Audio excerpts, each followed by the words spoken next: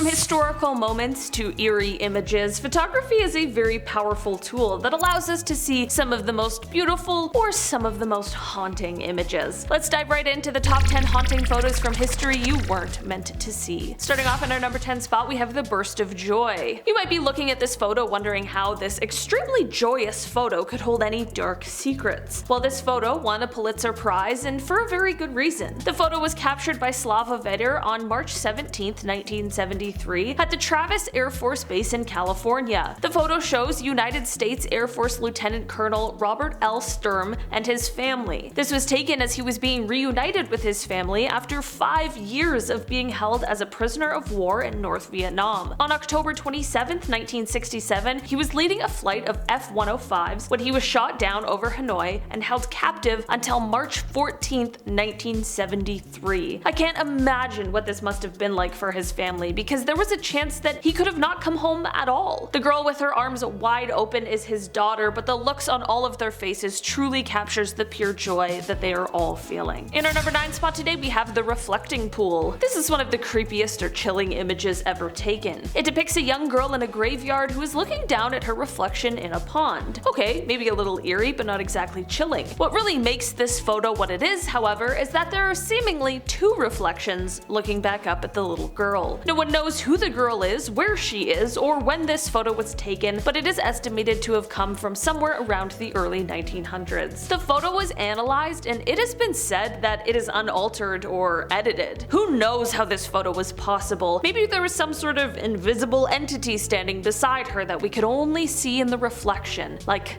a reverse vampire or something. In our number 8 spot today, we have the Neighbourhood nuclear test. This photo shows a mother and her young son looking out the window and witnessing a nuclear test explosion from the comfort of their own home in 1953. Like, what? Imagine seeing that from your window now in 2023. People would be going wild. And of course, any kind of nuclear test should be done as far away from where people live as possible. I know it's not like the test was being done in their front yard or anything, but I still certainly wouldn't be comfortable with them testing a nuclear device anywhere near the place I live. This photo was of course taken before the effects of nuclear radiation from these kinds of explosions were publicly understood. Actually, people have suggested that the public knowledge of these kinds of side effects were suppressed during this time in order to avoid controversy about them testing these kinds of weapons in your neighborhood. Well, that would of course be something insane to witness firsthand. Thankfully, the now widely known health risks associated with this sort of thing has caused this to not be a common occurrence anymore. In our number 7 spot today, we have the Boston Marathon. This photo comes to us from 1967, and it depicts the struggles that Catherine Switzer went through in order to be the first female to finish the Boston Marathon. The photo shows race organizers as well as other participants trying to stop her from running the marathon that she had trained for and was more than capable of completing. She has written a book that explains in great detail all of the things she went through that day and how the critiques and opinions about a woman running the race started even before she had registered to run. People in our history like Catherine are very important, as well as photos like these, because they show when people were literally trying to drag her down, she just kept on running. In our number 6 spot today, we have the reenactment. This photo is extremely unsettling, and for a very good reason. If, when you look at this photo, your instincts tell you that the guy in them is creepy, ding ding ding, you're right. This is a photo that features the German serial killer Joachim Kroll. He is known for taking the lives of 14 people, all varying in age, and he is also known for consuming parts of their flesh. This monster was caught in 1976, and he was discovered when police found out that he had been clogging the plumbing in his apartment with the remains of one of his victims. How gruesome is that? This photo was taken shortly after he was caught and arrested, and what you're seeing is Kroll reenacting one of his crimes for the police. I get goosebumps just thinking about that. I couldn't imagine being there or being the police officer that he's on top of. Talk about terrifying. I'm just glad that they caught him and got him off the street. In our number 5 spot today, we have the Stanley Hotel. This is a photo of the Stanley Hotel, which is the hotel that inspired the famous Stephen King novel The Shining. This hotel was under construction in the early 1900s and saw a fateful day in 1911. There was an unexplained explosion that happened in room 217. In the explosion, a chambermaid was seriously injured, but she did end up surviving and she actually returned to work. A few years later, she passed away, and ever since her passing, there have been tons of guests who swear that they saw her ghost. Guests have said that they have seen her around the halls of the hotel, but the place that gets the most paranormal activity is, of course,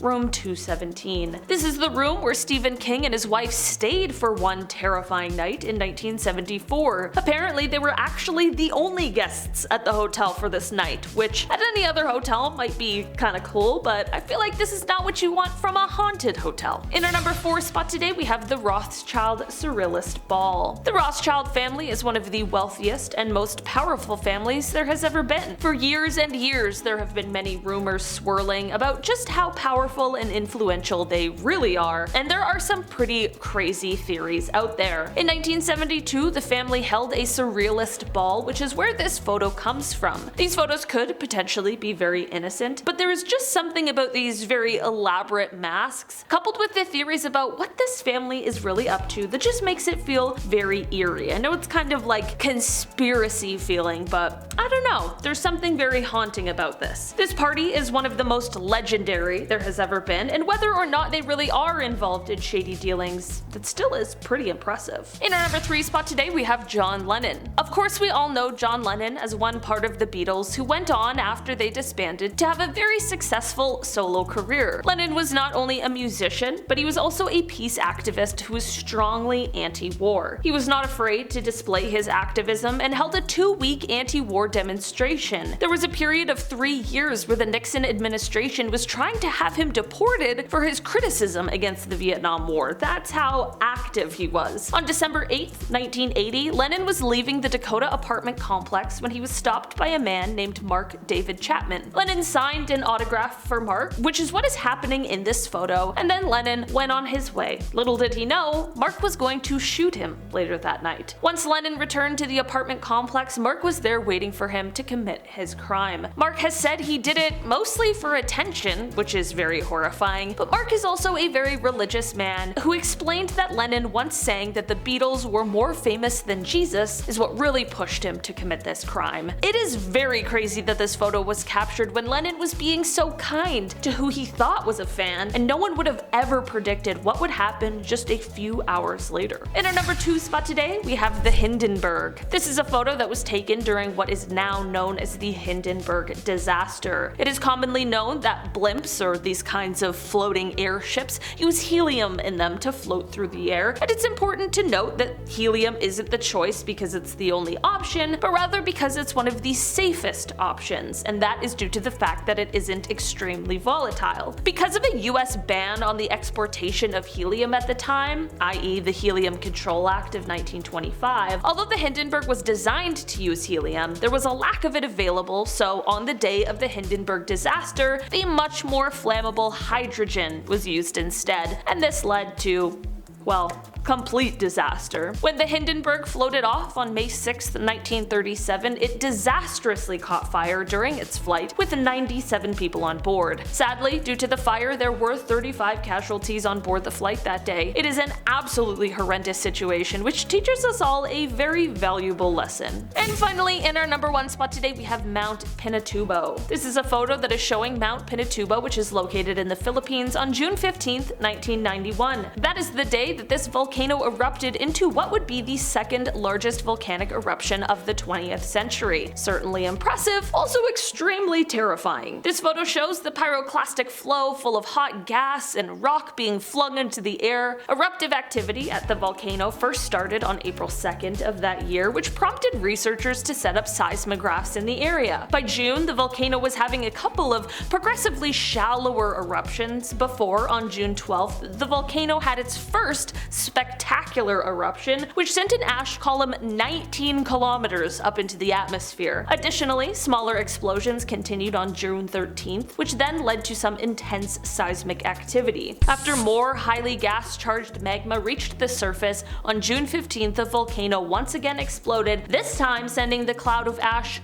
40 kilometers up into the atmosphere. Volcanic ash and pumice blanketed the surrounding areas, and pyroclastic flows filled what were once deep valleys with fresh volcanic deposits. It was truly magnificent and extremely powerful, and this photo shows just that. I don't know about you guys, man, but like, Mother Nature, I'm afraid of her, alright? That has been our list for today, guys. Thanks so much for checking it out. I've been your host today, Olivia Kozlovsky, and I will see you again soon. Bye!